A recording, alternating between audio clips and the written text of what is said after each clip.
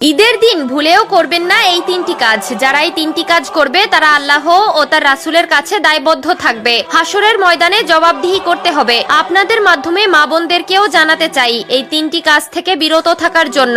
ঈদের দিন যারা এই তিনটি কাজ করবে তারা রাসূলের সুপারিশ থেকে বঞ্চিত হবে এবং নিজেই জাহান্নামের রাস্তা তৈরি করে নিবে। কোনো নিস্তার নেই। হাদিসে রাসূলুল্লাহ সাল্লাল্লাহু আলাইহি ওয়াসাল্লাম ঈদের দিন এই তিনটি কাজ করতে বারবার নিষেধ করেছেন। প্রিয় দর্শক, আপনি যদি রাসূলুল্লাহ সাল্লাল্লাহু আলাইহি ওয়াসাল্লাম কে ভালোবাসেন অবশ্যই আলহামদুলিল্লাহ কমেন্ট করবেন এবং রাসূলের এই হাদিসটি সকলের মাঝে পৌঁছে দিবেন। এক নম্বরে রাসূলুল্লাহ সাল্লাল্লাহু আলাইহি ওয়াসাল্লাম যে কাজ করতে নিষেধ করেছেন তা হলো ফিতরা না দিয়ে ঈদগাহে যাওয়া যাবে না। কেউ যদি মনে করে নামাজ পড়ে এসে ফিতরা দিব তাহলে হয়তো কোনো কারণবশত তার ফিতরা দেওয়া হবে না, এটি যেন ভুলে না যায়। এর জন্য ঈদগাহে যাওয়ার আগেই অবশ্যই গরিব দুঃখীদের ফিতরা দিয়ে দিবেন। আপনার কাছে গরিব দুঃখীদের হক হলো ফিতরা, তাই তাদেরকে ভুলেও বঞ্চিত করবেন না। এবং যেই সংসারে শুধু মহিলারা আছে তারা অবশ্যই ফিতরা দিবেন এবং হক আদায় করবেন। এই তিনটি কাজ সম্পর্কে শুনলে আপনারা বলবেন এই কাজ তো আমরা হর হামেশাই করে থাকি, কিন্তু এই তিনটি কাজের ফরজে কতটা ভয়ানক তা সম্পর্কে রাসূলুল্লাহ সাল্লাল্লাহু আলাইহি ওয়াসাল্লাম বিস্তারিত বলেছেন।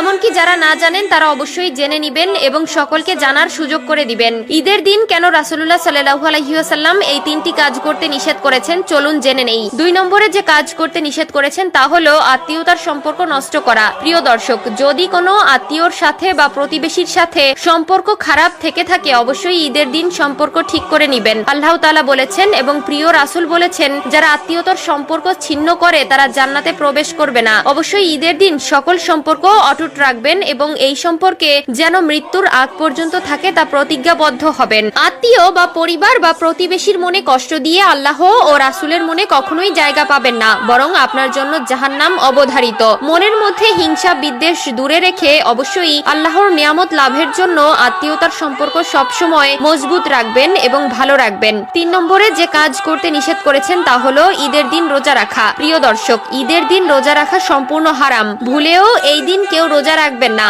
যদি কেউ রোজায় কাফফারা আদায় করতে চান অবশ্যই তা ঈদের পরে আদায় করবেন। বিশেষ করে ঈদের দিন আল্লাহ তাআলা সকলকে হাসি খুশি রাখার জন্য একটি বিশেষ দিন দিয়েছেন। এই দিন সকলে পেট পুরে খাবে এবং আল্লাহর নিয়ামত ও শুকরিয়া করবে। তাই রোজার সময় রোজা রাখবেন এবং ঈদের দিন আপনার সারা মাসের রোজার আনন্দ উপভোগ করবেন। যারা এই তিনটি কাজ করবে তারা অবশ্যই পাপী হবে। তাই এই তিনটি কাজ থেকে সকলে বিরত থাকবেন এবং অন্যকেও বিরত থাকতে পরামর্শ দিবেন। আল্লাহ তাআলা আমাদের সকলকে বোঝার তৌফিক দান করুক, আমিন। ঈদের দিন যারা এই তিনটি কাজ করবে তাদের সারা মাসের রোজার কোনো প্রতিদান পাবে না, এমনকি সেই ইসলামের দায়িত্ব অবহেলার জন্য আল্লাহর কাছে জবাবদিহি করতে হবে। ঈদ মুসলিমদের জন্য খুশি ও শান্তি বয়ে আনে। 30 দিন রোজা রাখার পরে মুসলিমদের জন্য একটি খুশির দিন হলো ঈদের দিন, কিন্তু এই তিনটি কাজের জন্য তারা গুনাহগার হবে।